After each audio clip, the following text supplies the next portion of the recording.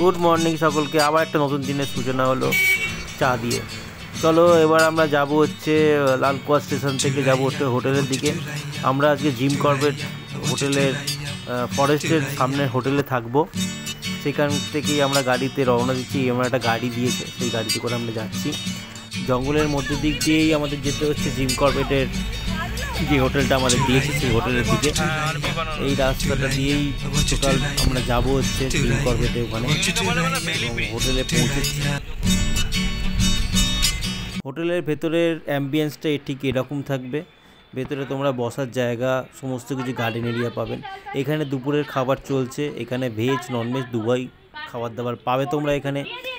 এবং হোটেল কর্তৃপক্ষ সুন্দরভাবে এখানে হোটেলটাকে মেনটেন্স করে রেখেছে, সাজিয়ে রেখেছে, যেটা একটা খুব সুন্দর লুক দেখাচ্ছে।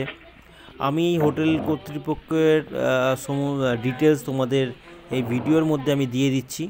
তার যদি তোমরা কেউ যেতে চাও, জিম কর্বেট সাফারি যদি করতে চাও, সেটাও তোমরা এতে হোটেলের সঙ্গে যোগাযোগ করতে পারবে। রুমটার ভেতরের ছবিটা আমি দিয়ে দিলাম।